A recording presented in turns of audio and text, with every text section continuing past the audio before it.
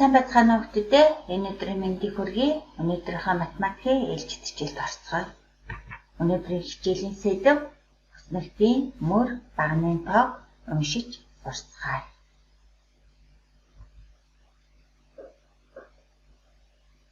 Хүү охин хоёр өгөгдсөн хүснэгтийг мөр багнаар уншиж байна. Хүү хэрхэн уншсан бэ? Хоёр баг нь 4 мөртэй гэж уншижээ. Охин 4 баг нь 2 мөртэй гэж уншсан байна. Яагаад нэг хүснэгтийг хоёр өөрөөр уншсан бэ? Та нар юу гэж бодож байна? Яагаад хүүд 2 баг нь гэж харагдав? Тэгтэл охинд яагаад 4 багантай гэж харагдав? Хүүхдүүдээ та нар юу гэж бодож байна? За тэгвэл хүүгийн талаас хэрхэн унсныг бүгдээрээ одоо ажиглацгаая. Хүү хэрхэн унсныг.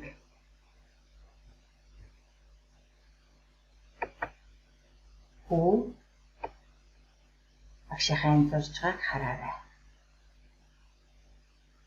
Энэ чиглэлд харсан байна.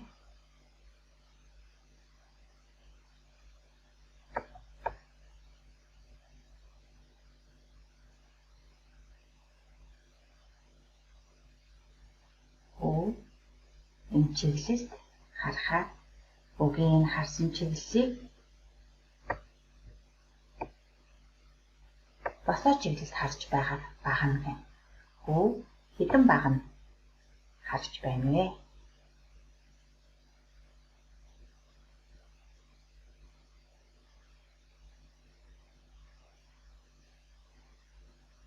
Хүү 2 баг нь харжээ.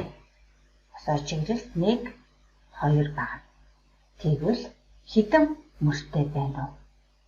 Баг нь болгонд 1 2 3 4 мөр байна.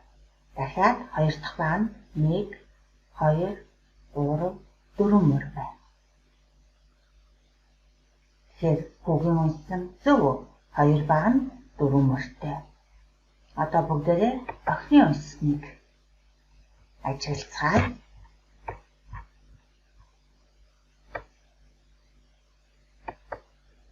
Охины талаас босоо чиглэлд харагдаж байгаа нь баг нь.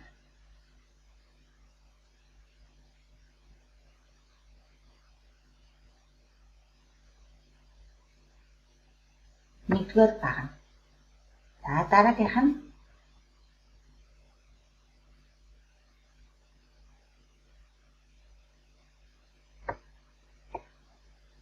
хоёрдугаар баг нь.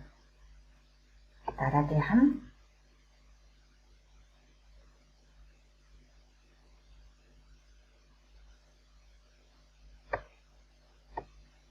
гуравдугаар баг нь.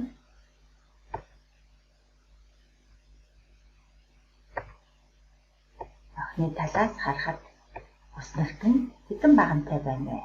4 багантай байна. Баг нь болгоно хэдэн мөр байна? 1 2. 2 дахь баг нь 1 2. 3 дахь баг нь 1 2. 4 дахь баг нь 1 2 мөр байна. Энэхээр зэрэг хүү охин хоёрын уншилт өөр уншигдаж байна. Нэг хүснэгтийг харж байгаа талаасаа уншигдсан гэсэн үг. Тэгэхээр хүүгийн талаас 2 баг нь 4 мөртэйгээр уншигджээ.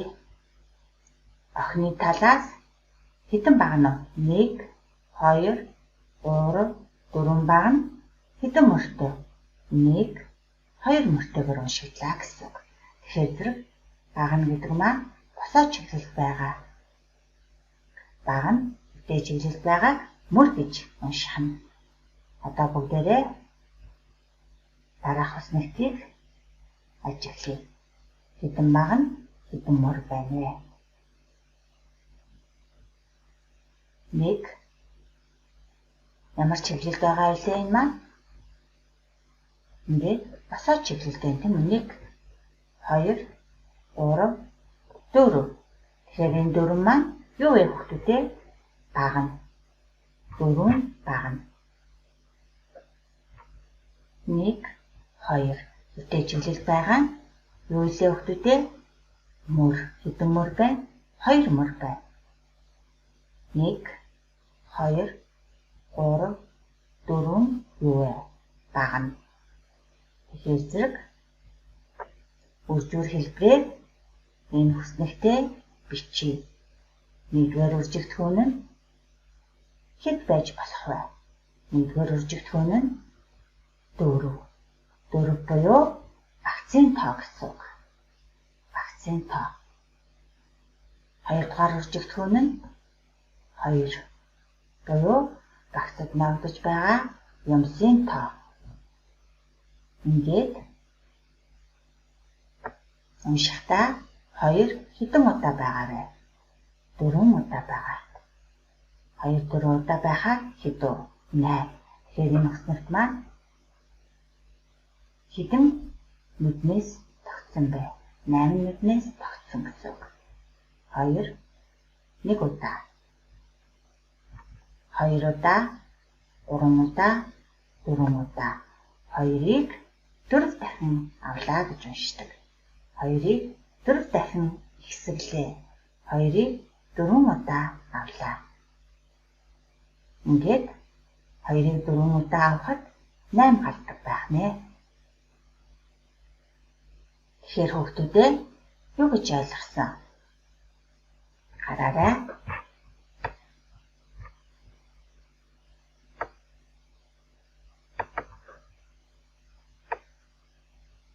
Нэгдүгээр багна. Багнаа багц гэж ойлгоно. 1 багц, 2 багц, 3 багц, 4 багц. Багцын тоо 1-р үржигдэхүүн болно. Багц бүрт хэдэн юмс багтаж байгаа вэ? Багц бүрт 2. 1, 2, 1, 2, 1, 2, 1, 2 гэсэн. Тэгэхээр нэг багцад байгаа юмсын тоо маань 2-р үржигдэхүүн болно. Ингээд 2-ыг 4 удаа авахыг үржүүлэх хэлбэрээр ингэж бичдэг. Тэгэхээр зэрэг 2, 4, 6, 8. Жилийн мэтгэнүүдийн нийлбэр 8 гарч байгаа тохиолдолд үржүүр хэлбэрээр бичсэн тохиолдолд үржүүрийн утга бас 8 гарна гэсэн үг. Одоо саяны хүснэгтээ босоо хэлбэрт уншия. Уншихдаа хэрхэн унших вэ? Мөр багны тоо өөрчлөгдсөн болов өөрчлөгдөөгүй болов та нар юу гэж бодож байна? Ийшээрээ чиглэлд юу гэлээ? Хүүхдүүдээ 1, 2, 3, 4. Энэ дөрвөн маань мөрийн тоо. За босоо чиглэлд багна. Хэдэн багна вэ? 2 багна байна. Тэгэхээр зэрэг босоо чиглэлд байгаа энэ 1-р багна маань юуны тоо билээ? Багцын тоо. Хэдэн багц байна гэсэн үг үү? 2 багц байна гэсэн. 2 багц маань багц бүрт хэдэн мөр байна вэ? Багц бүрт 4 мөр байна. 1, 2, 3, 4. Тэгэхээр зэрэг одоо үржүүр хэлбэрээр хэрхэн бичих вэ? 1-р үржигдэхүүнд хэд байх вэ хүүхдүүдээ? 2 байна. Яагаад гэлээ? 2 багна маань багцын тоог илэрхийлдэг. Тэгэхээр 2-р үржигдэхүүн маань багцад байгаа юмсын тоо буюу хэдэн мөр байгааг илэрхийлнэ. Үнэхээр зэрэг 4. Нийт юмсын тоо 8.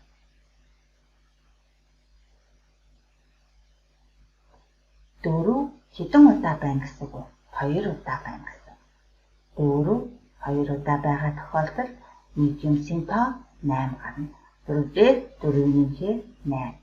4-ийг 2 удаа авахад 8 гарч байна.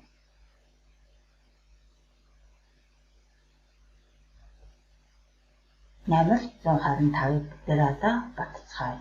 Мөр бүрийг өөрөнгөөр будаарай гэсэн байна.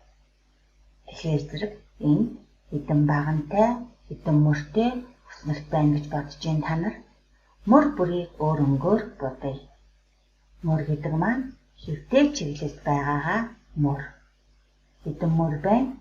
Өөрөнгөөр будаж үзье. За ингээд 1, 2, 3 өрөнгөөр бодсон учраас 3 мөр байна гэсэн. Хэдэн бага байна уу хүүхдүүдээ? Багнаа бүгдээрээ сурч үзье. Хэдэн бага байна? 1 бага. 2 бага. Багны тоо багцын тоо гарна. За тэгвэл мөрийн тоо багцад байгаа юмсын тоо гарна. Тэгэхээр энэ өснөрт маань нийт хэдэн нүднээс тогтсон гэдэг маань нийт юмсын тоо гарна гэсэн үг байх нэ. Одоо үнийг үржүүр хэлбэрээр бичье. Үржүүр хэлбэрээр бичихэд 1-р үржигдэхүүнд багцын тоо гардаг гэсэн. Тэгэхээр энд хэдэн багц байгаа? 2 багц байгаа. 2 баган байгаа учраас 2 багц байгаа гэж үзнэ. Тэгэхээр 2-р үржигдэхүүн нь багцад байгаа юмсын тоо гарна. Тэгэхээр багц бүрт хэдэн мөр байгаа? 1, 2, 3 мөр байгаа. Тэгэхээр зэрэг 3. Нийт юмсын тоо хэд гарах вэ? 3 хэдэн удаа байгаа? 3, 2 удаа байгаа. Ингээд нийт нүдний тоо 6 гэсэн. Яагаад вүлээ? 3 дээр 3-ыг нэмэхээр 6 гардаг гэсэн. Үүнийг үржүүр хэлбэрээр бичихэд 3-ыг 2-оор үржүүлж бичдэг. За дараагийн хүснэлтийг бас мөрийн дагуу бодъё. Хэдэн мөр байгаа хүүхдүүдээ хэдэн өнгөөр бодогдох вэ? 2 өнгөөр бодогдсон учраас 2 мөр. Ногоон өнгөний дагуу чиглэлд мөр. Шар өнгөний дагуу чиглэлд мөр. Тэгвэл 2 өөр өнгөнөөс бүтсэн маань юу вэ? Багц. Хэдэн багц байгаа? Багц болгоныг юу гэж нэрлэх вүлээ? Багна гэж нэрлэнэ. 1-р багц буюу 1-р багна.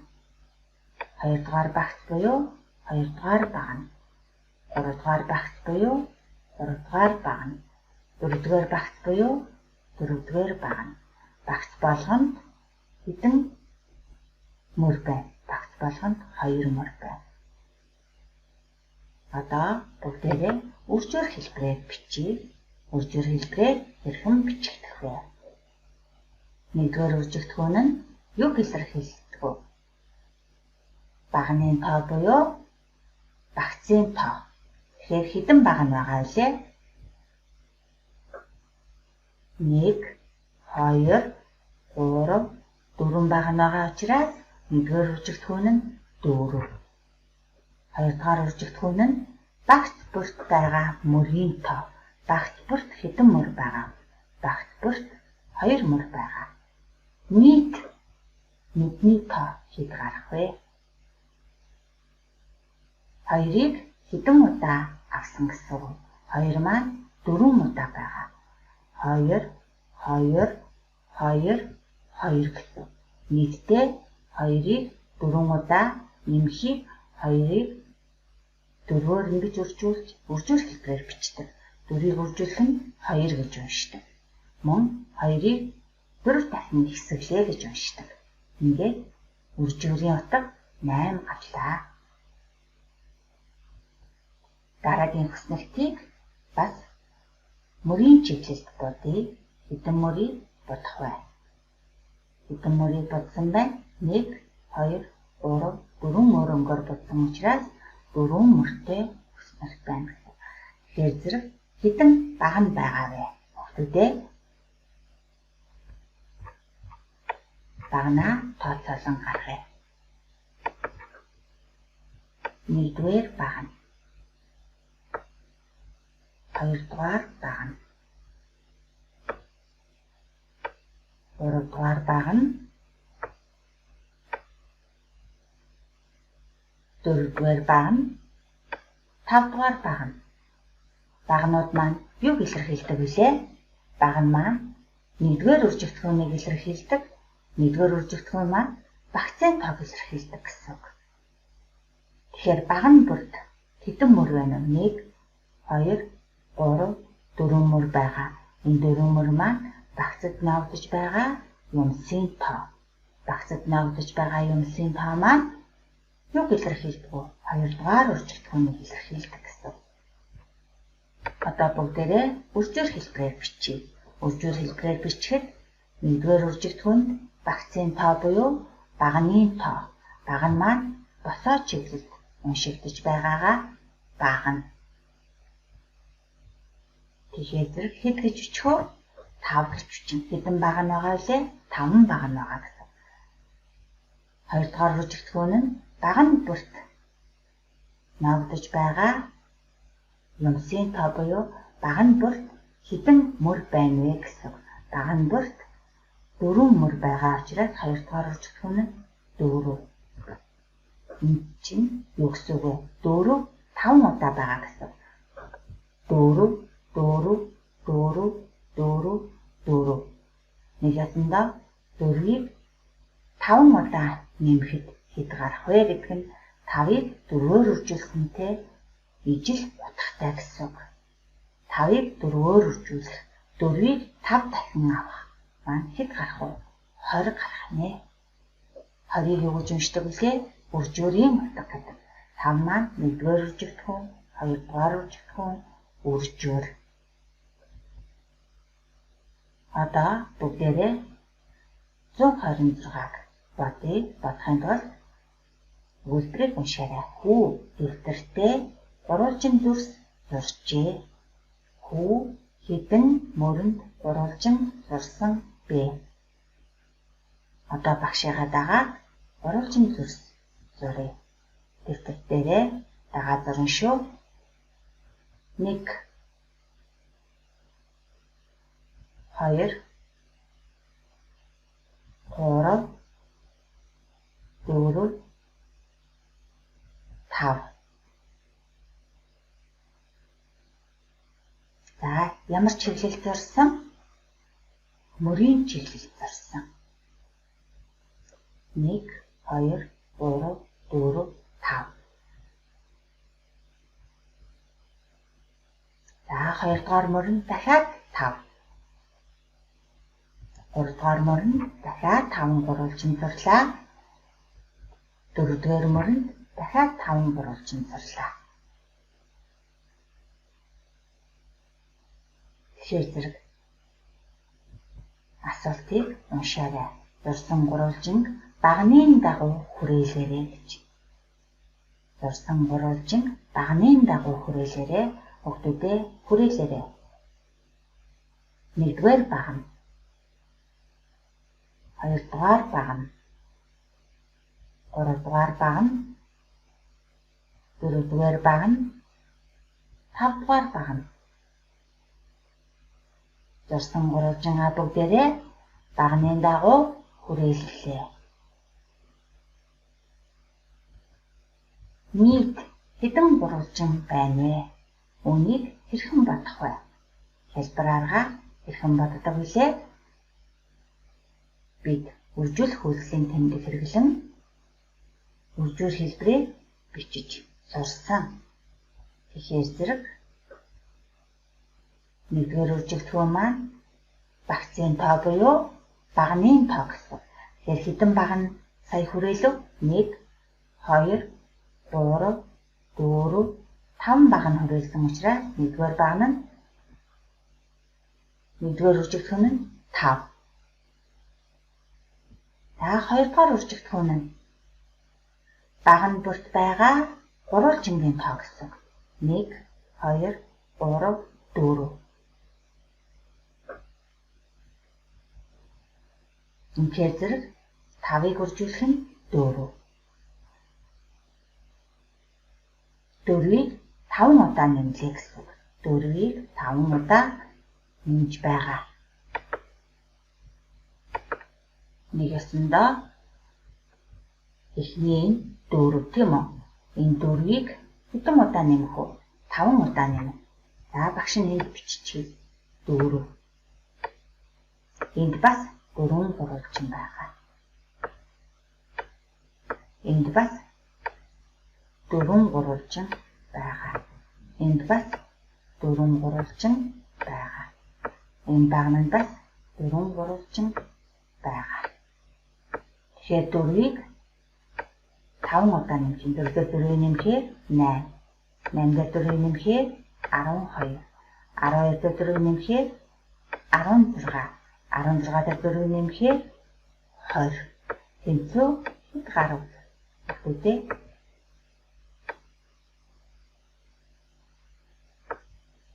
Тэнцүү 20 гарлаа гэсэн үг. Энийг үржүүл хэлбэрээр бичихэд үржүүлэх хөдлийн тэмдэг хэрэглэн 5-ыг үржүүлэх нь 4 бичвчдэг. 5 маань 1-ээр үржигдэх хүн буюу хэдэн баг нь байгааг 1, 2, 3, 4, 5 баг нь байгаа. 4 маань 2-р үржигдэх хүн буюу баг нь бүрт 4 гурвалжин байгааг илэрхийлж байна.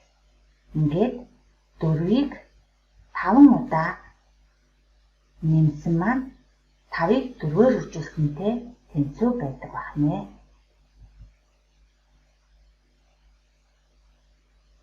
За одоо бүгдээрээ дараагийн асуултанд хариулт өгөхийн тулд багшны хариуг арилгацгаая. За 3 баган дахь гурвалжны тоог олох үржүүл бичээрэй. 3 баган дахь гурвалжны тоог олох үржүүл бичихийн тулд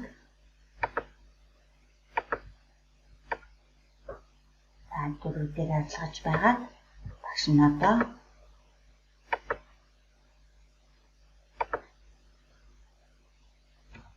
3 багныг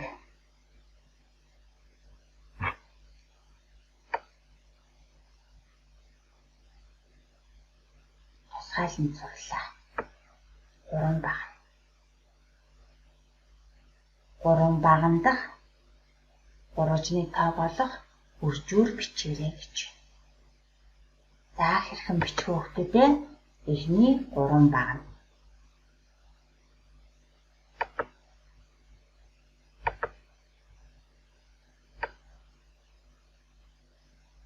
за энэ 3 багныг тусдан ингээд авлаа гэсэн үг.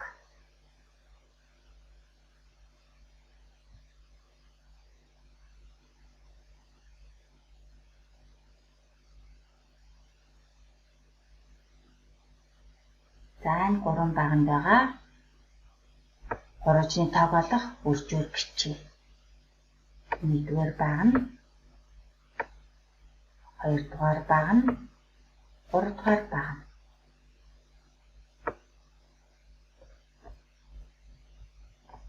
хэрхэн бичих вэ? 1-р үржигдэх хүн хэдвэ? 1-р үржигдэх маань багны тоо бичигддэг учраас 3 гэж бичигдэнэ. 2-р үржигдэх хүн нь баг нь бүрд байгаа гурвалжны тоо. Баг нь бүрд хэдэн гурвалжин байгаа вэ? 4 гурвалжин байгаа. 4 4 4. Тэгэхээр энд хэд гэж бичигдэх вэ? 4 гэж бичигдэх юм.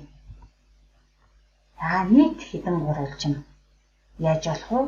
Энд чинь 4-ийг 3 удаа нэмнэ гэсэн үг. 4-ийг 3 удаа нэмж байгаа хариу 3-ыг 4-өөр үржүүлсэн хариутай тэнцүү гэсэн үг. Тэгэхээр 4-ийг 3 удаа нэмэхээр 12 гардаг тийм үү?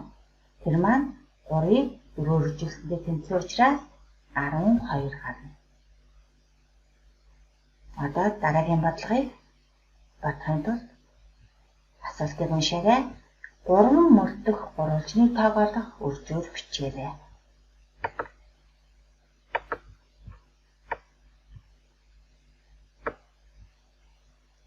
Одоо бүгдээрээ 3 мөрийг зуръя.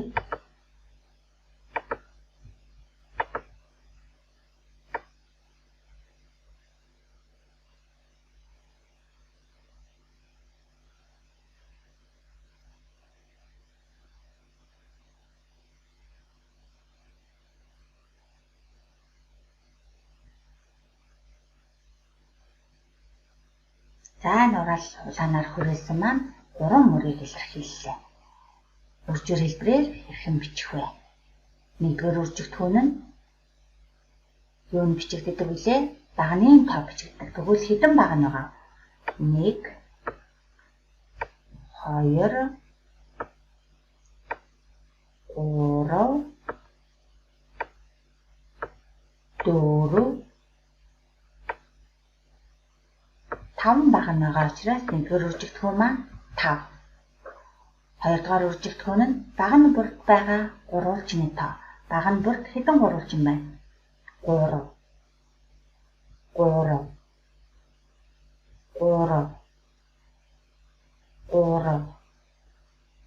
байна. Тэгэхээр хэдээр үржүүлэх үү? 3-аар үржүүлнэ. Энэ маань юу гэсэн үг вэ? 3 хэдэн удаа байгаа гэсэн үг? 1 2 3 4 5 удаа байгаа гэсэн. 3-ыг 5 удаа нэмсэн хариу 5-ыг 3-аар үржүүлсэн хариутай ижил утгатай байдаг. Тэгэхээр зэрэг 15 гарч байна. Дараагийн бодлогыг бодъё. Бодлогыг бодохын тулд асуултыг уншаарай. 2-дугаар мөр дэх тоонуудын нийлбэрийг олоорой. 2-дугаар мөр маань аль хэлийн хүүхдүүдээ? 2-дугаар мөр маань багшийнхны улаанаар хүрээж байгаа нь 2-дугаар мөр дэх тоонууд. Эдгээр тоонуудын юуг олоорой гэсэн? Нийлбэрийг олоорой гэж байна. Нийлбэрийг олно гэдэг маань хооронд нь нэмээд гарсан хариу нийлбэр гэнэ. Тэгэхээр зэрэг энэ нэмэгдэхүүнүүдийг үржүүр хэлбэрээр бичиж болох болов? Та нар юу гэж бодож байна? Болохгүй шүү дээ. Яагаад гэлээ? Үржүүр хэлбэрээр бичдэг тоонууд маань ижил нэмэгдэхүүнүүд байдаг. Тэгтэл энэ 3 тоо маань ижил нэмэгдэхүүн биш байна. Дараалсан 3 тоо юм, тийм үү? 16-гийн баг хөрш, их хөрш 2 байна. Тэгэхээр зэрэг энэ 3 тоог үржүүр хэлбэрээр бол бичиж болохгүй гэсэн үг. Үржүүр хэлбэрээр ямар тоог бичдэг гэсэн? Ижил нэмэгдэхүүнүүдийн нийлбэрийг үржүүр хэлбэрээр бичиж болдог. Тэгэхээр энэ 3 тоо нь ижил нэмэгдэхүүн биш учраас үржүүр хэлбэрээр бичиж болохгүй, зөвхөн нийлбэрийг олж болно. За нийлбэрийг олохдоо хэлбэр аргаар хэрхэн олох вэ? Аргатуудыг нэмээ. 10, 20, 30. Одоо нэгжүүдийг нэмээ. 5 дээр 6-аар нэмээ хийдгээ. 5 дээр 6-аар нэмэхэд 5-ыгаа 10 болгоно. 10 болгохдоо яаж авдаг вүлээ? 6-гаасаа 5-ыг аваад 5 руугаа өгөхөөр 10 болно. Цаана нь 1 үлдэнэ. Ингээ хэдүү 11. За 11 дээр одоо хэдийг нэмэх вэ? 7-г нэмэх. 11 дээр 7 нэмэхээр 18. Хэдэн 10 байлаа? 3 10 буюу 30 байсан. Энэ маань 10 гэсэн үг шүү дээ. 1 гэж уншдаггүй. 10. 10-ийн оронд байгаа учраас 10. Ингээд 3 10-ийн 30. 30 дээр хэдийг нэмэх вүлээ? 5 дээр 6 нэмээ 11 гарсан. 11 дээр 7 нэмээ 18 гарсан. Ингээд 30 дээр 18-ыг нэмэхээр 48. За дараа нь 3 дугаар багны тоонуудын нийлбэрийг олоорой гэсэн байна. 3 дугаар багны тоонуудын нийлбэрийг хэрхэн олох вэ?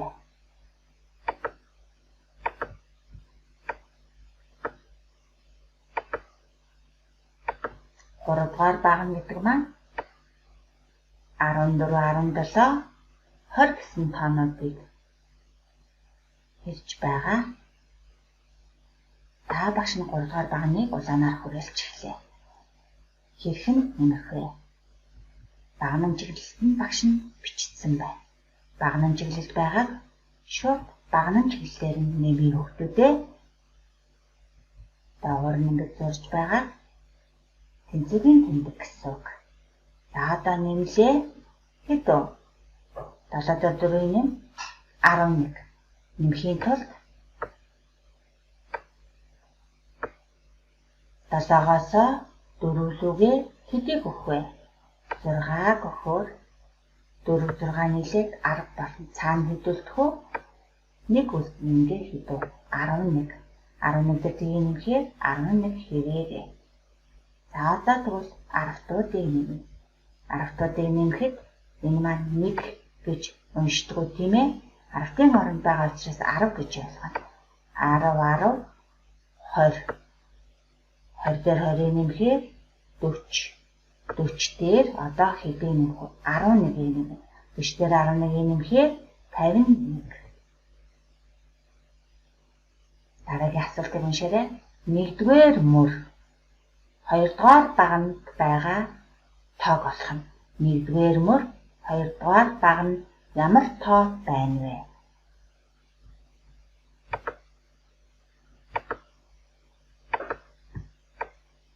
За 1-р мөрөө хүүхдүүдэд ажиглаарай. 1-р мөр маань энэ. Тийм үү? 1-р мөр. 2-р баганд маань энэ. Тэгэхээр 1-р мөрөнд байгаа хэрнээ 2-р баганд байгаа тоог олно. Тэр тоо маань ямар тоо байна? 1-р мөр. 1-р мөр маань энэ. 2-р баганд маань энэ. 1-р мөр 2-р баганд байгаа тоо. Тэгэхээр 1-р мөр 2-р баганд 13 гэдэг тоо байна. Хүүхдүүдээ өнөөдрийнхөө хичээлийг ойлгосноо? За хичээлээ сайн савтаарай. Баяртай хүүхдүүдээ.